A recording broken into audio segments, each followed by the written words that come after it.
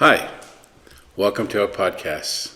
Here at the Lighthouse, our goal is to help you navigate to life's hard moments in hopes that we're able to help you navigate through those rough seas. Today, I'd like to touch upon forgiveness, what we have as a practice in Hawaii. Ho'oponopono. It's based upon 4 principles.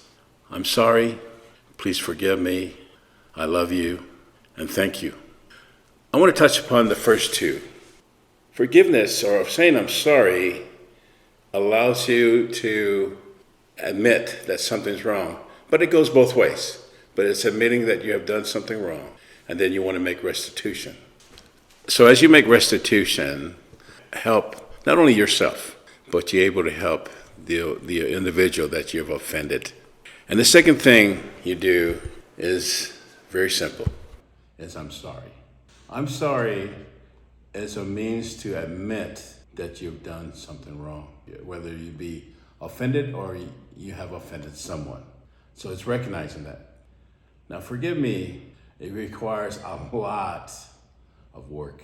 It's being able to admit not only the fact that something is wrong, but you're dealing with anger. You're dealing with resentment. You're dealing with things that are very toxic, that really affects your well-being. Why Ho'oponopono is important to me is as I was growing up in the islands, I went through a lot of life experiences. Man, I developed a lot of resentment. I had a lot of anguish. I had confidence issues. Did it affect my life? Did it affect me? Oh, yes, it affected me greatly. I was not sure of myself, and that allowed me to be very insecure. I spent a good time in my life trying to figure that out. I tried to, why I always shot back at my peers when I was growing up. Are you saying that about me? And I get very defensive. That's what happens when you carry anger. It's an energy that resides right here. And my experience behind that allowed me to figure out why and whom. And I'm not going to go into this person's dear to my heart, but it's what it did to me.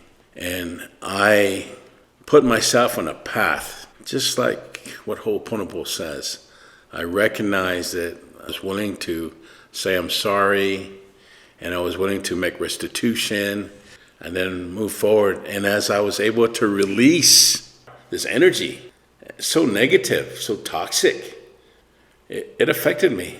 The greatest lesson that I learned was forgiveness. And forgiveness took me to another place. It allowed me to understand love.